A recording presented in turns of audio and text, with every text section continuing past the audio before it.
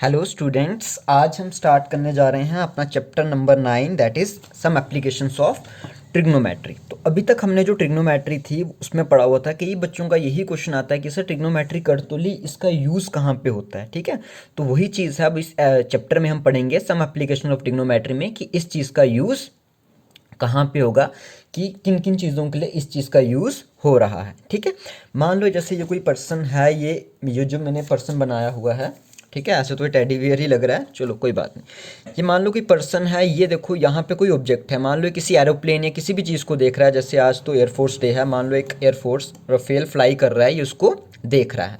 तो ये जो उसका ये डायरेक्ट लाइन दिख रही है, ये परपेंडिकुलर है, यानी आइज के परपेंडिकुलर, जिसको हम क्या बोलते हैं, हॉरिजॉन्टल लाइन। और ये जो ऊपर की तरफ देख रहा है प्लेन को, जो ये एंगल आपका बन रहा है इसके साथ, इस चीज़ को हम बोलते हैं एंगल ऑफ एलिवेशन। मीन्स जब वो ऊपर की तरफ देखता है तो उस चीज़ को हम बोलते हैं एंगल ऑफ एलिवेशन। इसको मैंने क्या लिखा हुआ, लाइन ऑफ साइट।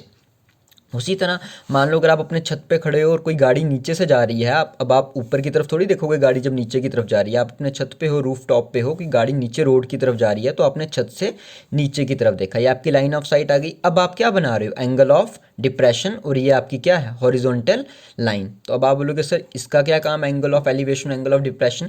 तो इन्हीं चीज़ों की वजह से, एंगल ऑफ एलिवेशन और एंगल ऑफ डिप्रेशन की वजह से हम आराम से किसी भी परपेंडिकुलर डिस्टेंस को निकाल सकते हैं। मान लो अगर आप अपने छत से काइट उड़ा रहे हो, तो आप वो भी डिस्टेंस निकाल सकते हो कि उस काइट और आपका कितना डिस्टेंस है, through the help of trigonometry. और इसी ट्रिग्नोमेट्री की हेल्प की वजह से जितने भी हम बड़े बड़े ब्रिजेस, पुल या कुछ भी बनाते हैं, टनल वगैरह, तो वो हम इन्हीं चीज़ों की वजह से बनाते हैं कि हम कितना angle of depression, angle of elevation रखेंगे। तो वही यूज़ है ट्रिग्नोमेट्री का, कि हम कैसे अपने कंस्ट्रक्शन में इस चीज़ का यूज़ करते हैं, मैथमेटिक्स का।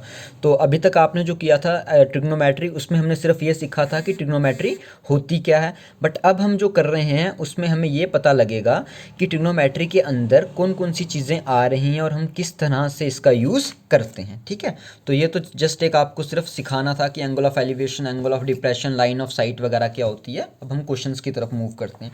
तो आपका 9.1 जो आपका फर्स्ट क्वेश्चन है, उसकी डायग्राम देखो आपको दी हुई है यहाँ पे। क्वेश्चन में क्या कहा गया है, a circus artist is climbing 20 metre long rope which is tightly stretched and tied from the top of a vertical pole to the ground. एक वर्टिकल पोल है मान लो ए बी, और यहाँ से जो है एक सर्कल आर्टिस्ट जो है इस पोल को क्या कर रहा है, इस पोल के साथ उसने इस पोल के टॉप पे जो है आपकी एक लाइन रोप बांधा हुआ है, यहाँ से यहाँ तक। और जिस रोप का डिस्टेंस कितना है, 20 मीटर।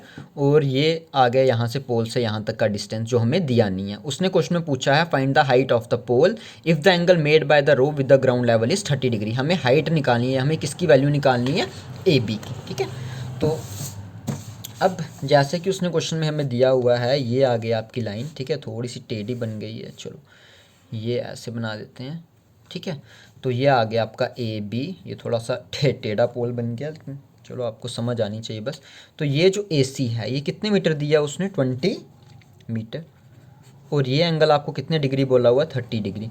और उसने आपसे पूछा हुआ है कि फाइंड, उसने आपसे क्या पूछा हुआ है, find the height of the pole. आपको क्या निकालना है, ए बी। देखो आपको सिर्फ क्या चीज़ दी हुई है, हाइपोटेन्यूज और परपेंडिकुलर। तो आपको पंडित बद्री प्रसाद वाला फार्मूला, या पाकिस्तान भूखा प्यासा, हिंदुस्तान हरा भरा, सुपर क्यू टीचर, जो भी है ये आपको याद रखना है। ठीक है, इस फॉर्मूले की हेल्प से हम क्या करेंगे, देखो अब इस फॉर्मूले की हेल्प से आपको एक चीज़ बतानी है कि आपका परपेंडिकुलर और हाइपोटेन्यूज, क्योंकि हमें किसकी वैल्यू चाहिए, ए बी की। अगर वो बेस पूछता तब हम वो टर्म लेते जिसमें बेस और हाइपोटेन्यूज यूज़ हो रहा है, बट हमें उसने पूछा है परपेंडिकुलर यानी ए बी डिस्टेंस।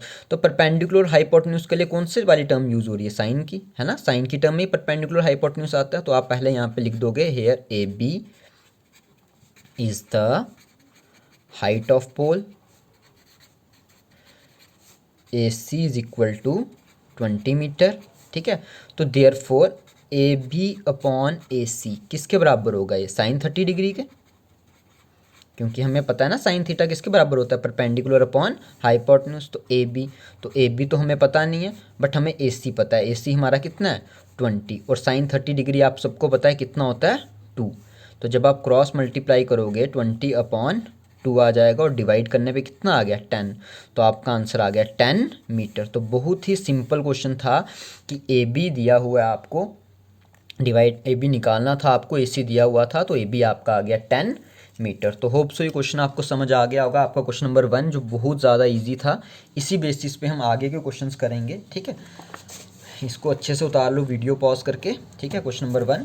उसके बाद जो आपका क्वेश्चन नंबर 2 है वो आपसे क्या कह रहा है, क्वेश्चन 2 आपसे कह रहा है a tree breaks due to storm and the broken part bends so that at the top of the tree touches the ground making an angle 30 degree with it. The distance between the foot of the tower to the point where the top touches the ground is 8 metre and find the height of the tree. मान लो ये देखो, इस पूरे को अगर आप एक ट्री मान लोगे, जैसे मैंने 2 पेन पकड़े हुए हैं, इसको आप कंसीडर करो कि ये एक ही ट्री है, ठीक है। इसको अलग अलग ट्री नहीं समझना, मान लो ये एक ट्री है इतना बड़ा, ठीक है। यहाँ से लेके यहाँ तक ये एक ट्री है, ये पूरा अगर ट्री है यहाँ से लेके यहाँ तक। अगर कल को स्टॉर्म चलती है तो ये सेंटर यानी यहाँ से ब्रेक हो जाता है, तो ये ट्री ऐसे करके गिरेगा ना, ऐसे करके, और ये लाइन जब इसके साथ मीट करेगी तो आपका क्या बन जाएगा, एक ट्राइंगल, ठीक है। अब हम इसी के बेस पे इस क्वेश्चन को सॉल्व करेंगे। तो वो कैसे करना है आपने, इस क्वेश्चन में मैंने पहले से ही आंसर नहीं किया हुआ, क्योंकि इस क्वेश्चन में आपको डायग्राम जो है वो बनाना आनी चाहिए, इसलिए मैं आपको करके दिखा रहा हूँ। वीडियो की लेंथ थोड़ी सी लंबी हो जाती है, इसलिए मैं क्वेश्चन पहले से ही सॉल्व कर देता था, बट इन क्वेश्चंस में आपको डायग्राम बनाना आनी चाहिए। तो सबसे पहले देखो, ट्री मान लो ये मेरा ट्री है ए, ये ओरिजिनल ट्री है, यहाँ यहाँ डॉट लगाया मैंने बी, ठीक है। अब यहाँ से जब ये पूरा ट्री था यहाँ तक, मान लो सी तक, ठीक है, बी से लेके सी तक, ये मेरा पूरा ट्री था यहाँ से यहाँ तक। जब आधा ट्री टूटा यहाँ से जब हाफ ट्री टूटा, जैसे मैंने आपको बताया, यहाँ से अगर कोई चीज़ टूट जाएगी तो बैंड होकर इस साइड को गिरेगी, और वही जो ए बी पार्ट टूटा हुआ था वो इस साइड गिरा ज़मीन पे आके, और वो आपका क्या बन गया, यहाँ से इसके साथ मिला के वो आपका बन गया ए डैश, ठीक है। ये ए डैश बन गया, ये बी आ गया, और ये आपका सी आ गया। अब यहाँ पे जो क्या है, ठीक है, इसमें अगर आप देखो ध्यान से तो आप क्या लिखोगे, here A C is the original tree. जो आपका ए सी है वो आपका क्या है, ओरिजिनल ट्री, जो पूरा ट्री था आपका। ब्रोकन पार्ट आपका क्या आ जाएगा, ब्रोकन पार्ट आपका आ जाएगा ए डैश बी, ये वाला आ गया आपका ब्रोकन पार्ट, ठीक है, ए डैश बी।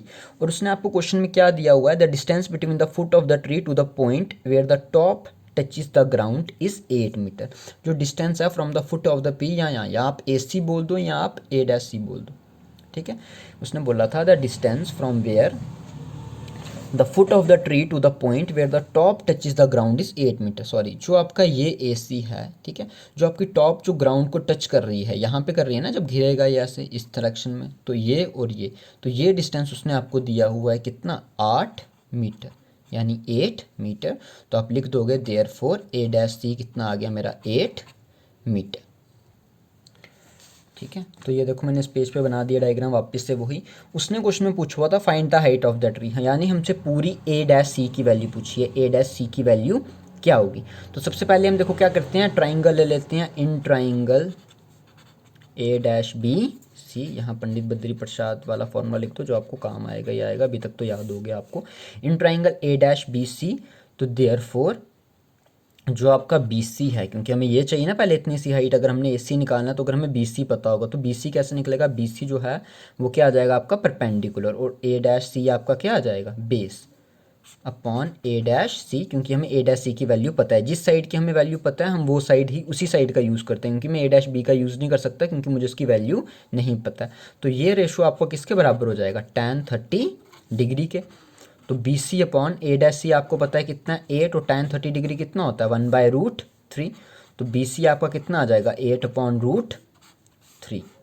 तो ये बी सी की वैल्यू आ गई आपकी 8/√3। उसी तरह हम अगला वाला पार्ट, क्योंकि बी सी तो हमने निकाल दिया, अब हमें कौन सी चीज़ चाहिए, ए डैश बी। अब आपको पता है कि जो ए डैश बी है वही आपका क्या है, ए डैश बी, यही है ना, सॉरी, जो ए बी है आपका वही आपका क्या है, ए डैश बी, क्योंकि ए बी पार्ट ही तो टूट के यहाँ पे आया है ए डैश बी में। तो अब हम ये निकालेंगे अपना ए डैश बी, तो उसको निकालने के लिए अगेन मुझे इसी साइड का यूज़ करना है, किसका, ए डैश सी का। आल्दो मैं बी सी का भी कर सकता हूँ क्योंकि बी सी भी मेरे पास आ गया, बट अगर हम दोबारा से इसी ट्राइंगल को लें, in triangle A dash B C, A dash C upon A dash B is equal to cos 30 degree. A dash C आपका कितना है, ये आ गया ए डैश सी बेस, और ये आ गया आपका हाइपोटेन्यूज। तो बेस अपॉन हाइपोटेन्यूज जो आपको पता है किसके बराबर होता है, कॉस के। तो ए डैश सी वैसे का वैसे ही रहेगा, क्योंकि हमें ए डैश सी की वैल्यू हमें पता है कितनी है 8, और ए डैश बी की वैल्यू हमें नहीं पता है, तो हम ए डैश बी को वैसे ही रखेंगे। कॉस 30 डिग्री आपको पता है कितना होता है, √3/2। तो क्रॉस मल्टीप्लाई कर दो, ये उधर जाके उल्टा हो जाएगा, 2/√3 इंटू ए डैश बी, तो ये हो जाएगा 16/√3 ए डैश बी। तो यहाँ तक आपको समझ आ गया होगा कि ए डैश बी आपका कितना आ गया, 16/√3। अब डायग्राम में देखो, जो उसने आपसे पूछा था ए डैश सी, पूरी पेड़ की लेंथ वो किसके बराबर होगी, A B plus B C के, है ना। तो ए सी जो है आपका वो किसके बराबर है, A B plus B C. But A B आपको ऑलरेडी ए डैश बी के बराबर है, क्योंकि वही पेड़ टूट के ग्राउंड पे टच हुआ था। तो ए dash plus B C, A dash B की वैल्यू आपने अभी निकाली 16/√3, प्लस बी सी की वैल्यू हमने ऊपर निकाली है 8/√3। तो सेम डिनोमिनेटर है इनके, तो ऐड होके कितना हो जाएगा 24/√3। अगर आप इसको रैशनलाइज करते हो तो √3 इंटू √3 से ही हो जाएगा 24√3/3, जो कैंसिल आउट होके कितना आ जाएगा 8√3 मीटर। तो यही आपका आंसर आ गया क्वेश्चन नंबर 2 का। जो आपके ट्री की लेंथ थी वो कितनी थी, 8 इंटू √3 मीटर।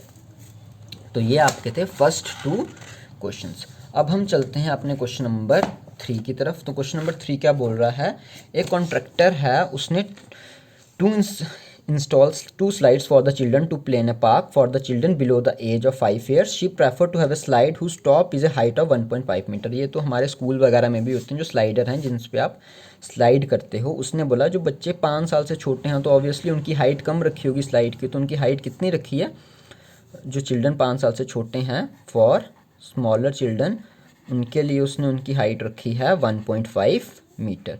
तो उसकी हाइट जो है 1.5 मीटर रखी है, और and inclined at an angle of 30 degree. तो उसका इंक्लिनेशन भी कम दिया हुआ है, कितने डिग्री का दिया हुआ है, 30 डिग्री का। और उसी के बेस पे उसने जो बोला हुआ है, for the children she wants to have a steep slide at a height of 3 metre. और एल्डर चिल्ड्रन के लिए स्टीप स्लाइड रखा है, उसकी हाइट कितनी रखी हुई है, 3 मीटर, और वो इंक्लाइन करता है 60 degree to the ground. What should be the length of the slide in each case. तो स्लाइड की लेंथ कितनी होगी हर एक केस में, ठीक है। तो अब देखो इस क्वेश्चन को क्या किया है, यहाँ पे मैंने बना दिया स्मॉलर चिल्ड्रन के लिए। स्मॉलर चिल्ड्रन के लिए हाइट उसने 1.5 मीटर रखी थी, और ये कितना रखा था, 30 डिग्री। तो हेयर ए बी आपका कितना आ गया, 1.5 मीटर। अभी देखो उसने हमसे ए सी पूछा हुआ, तो ऐसा कौन